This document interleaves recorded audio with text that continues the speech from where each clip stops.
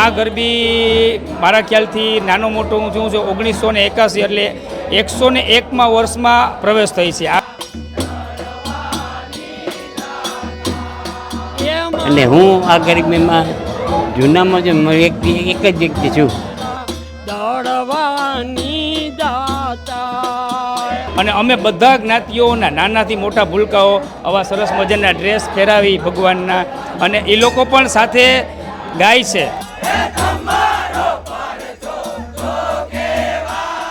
કોઈ પણ જ્ઞાતિના ભેદભાવ બધા રમી શકે.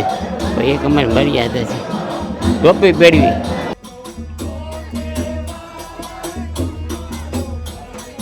નવી પરંપરામાંથી એક આ અલગ કંઈક પરંપરામાં રમી અને આનંદની અનુભૂતિ મેળવી.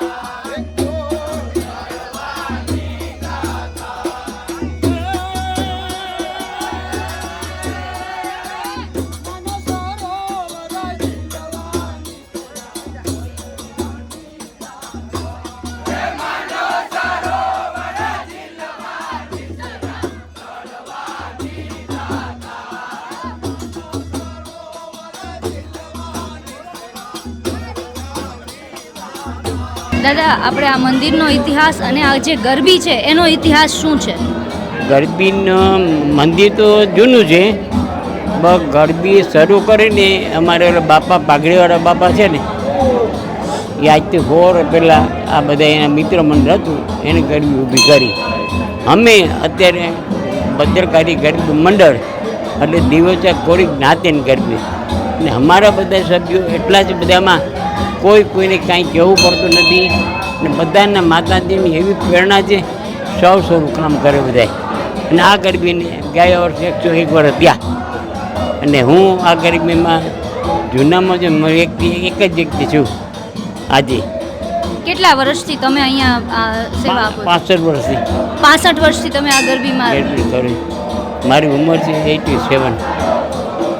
મારી માની પ્રેરણા છે. હું કેટલા અહીંથી દૂર રહું છું, ત્યાંથી આવું પાછું ગાઉં છું. 65 વર્ષથી અહીંયા આવો છો. શું કહેશો આ ગરબીની વિશેષતાને લઈને? શું કહેવું? વિશિષ્ટતા એ છે કે આ ગરબીમાં કોઈ પણ માઇક નહીં, વાજિંત્રમાં પેટી બાજુ ઢોલ અને જાન આ 3 જ વસ્તુ છે. ને અમે બધા 8-10 બધા હોય ગાયકો ફરતા બધા બોલાવતા હોય, સામે બધા ઝીલતા હોય, અને એ જ ગરબી આદિ બધા રમવા આવે છે. એને એ લોકોને એટલો આનંદ આવે કે અમારી ગરબી શરૂ થાય એ પહેલાં આવી જાવ, અને અમે કોઈ પણ જ્ઞાતિના ભેદભાવ બધા રમી શકે. તો એક અમારી મર્યાદા છે ટોપી પહેરવી, કારણ કે અમારા વડીલો હતા પહેલાં કે કોઈ પણ ધાર્મિક કાર્ય કરવા બેસતા ટોપી પહેરીને બેસતા. એ ટોપી અમે હજી જાળવી રાખી છે, અને આ ટોપી રહેશે જ્યાં સુધી ગરબી હશે ત્યાંથી ટોપી રહેશે. તો આ જે ગરબી છે તેની વિશેષતા શું છે?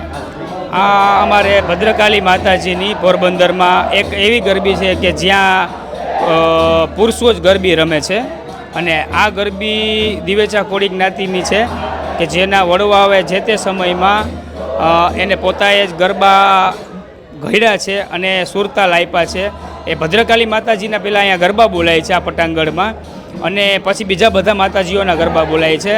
અને આ ગરબી મારા ખ્યાલથી નાનો મોટો હું જોઉં છું 1981 એટલે 101માં વર્ષમાં પ્રવેશ થઈ છે. આ ગરબીના દર 25 વર્ષે ઉજવણી કરવામાં આવે છે, અને આ ગરબીમાં માતાજીની મર્યાદા માટે અમે આ વર્ષોથી એક આ ટોપી જે મર્યાદા હોય છે બધી જગ્યાએ, આપણે કોઈ પણ પ્રસંગ એવી હોય તો માતાજીની કે કોઈ પણ જગ્યાએ માથું ઢાંકવાની પ્રસ્થા એના માટે ટોપી પહેરેલે છે. એટલે ટોપી પહેર્યા સિવાય કોઈને રમવાની મનાઈ છે.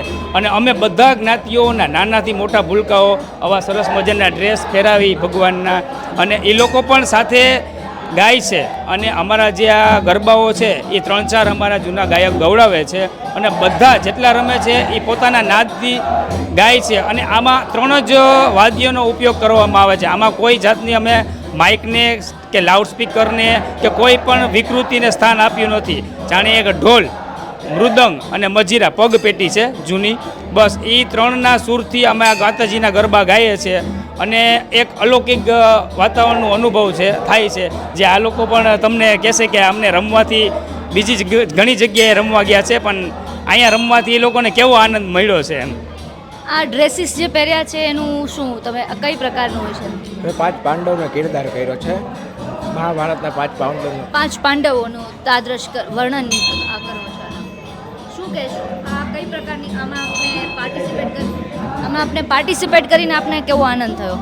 જો નવી પરંપરા મુજબ અમે બધી જગ્યાએ રમ્યા છે, પણ આ એક જે રમી એક ધાર્મિક પાત્રોનું ડ્રેસિંગ કરીને એક એવો અલૌકિક આનંદ પ્રાપ્ત થયો છે, એક એવી અનુભૂતિ પ્રાપ્ત થઈ છે કે જાણે જીવનમાં એક નવો શરીરમાં એક નવો સંચાર પ્રાપ્ત થયો છે. બહુ અલૌકિક આનંદ આવે છે. નવી પરંપરામાંથી એક આ અલગ કંઈક પરંપરામાં રમી અને આનંદની અનુભૂતિ મેળવી. દરેક તમે જે જગ્યાએ જાઓ છો આ પ્રકારે ડ્રેસ પહેરીને જ જાઓ છો અલગ અલગ? ના, એને માટે અમે જે આ ડિસ્કો નવી પરંપરા મુજબના જે ડ્રેસિંગ કરીને એ રીતે જાય છે. આજે ધાર્મિક ડ્રેસ આજે અમે 5 પાંડવો બન્યા છે, તો આ પરંપરા તો ફક્ત અહીં જ છે ને આ જે છે એ ક્યાંય નથી, ને આ આનંદ પણ ક્યાંય નથી. તમારું શું કહેવું છે? આ જે ગરબી થાય છે આના જેવી ક્યાંય ન થાય. પુરુષોને રમવાની, ટોપી પહેરીને રમવાની, અને ધાર્મિક પાત્રો તમે બધાય બની શકો છો, નાનાથી માંડીને મોટા લગીને. ને આ એક અલૌકિક પ્રકારની ગરબીનો આનંદ બીજે ક્યાંય નથી મળે એમ. તમારું શું કહેવું છે? ખૂબ જૂની પુરાણી આ ગરબી દર વર્ષે તમે અહીંયા આવો છો? આ દર વર્ષે આવીએ છીએ. આ વર્ષે જ અમે આવ્યા છીએ. તમારું શું કહેવું છે? દર વર્ષે નથી આવતા પણ આજ પહેલી વાર અમે આવ્યા, પણ વેશભૂષા પહેલી વાર કર્યું, બાકી જોવા આવતા હોય ઘણી વાર. કેવી અનુભૂતિ થઈ? બહુ મજા આવી, બહુ આનંદ આવ્યો. જૂની પરંપરાની બહુ મજા આવી જોવાની અને રમવાની. સર્વશ્રેષ્ઠ છે કેયુરભાઈને જાય છે.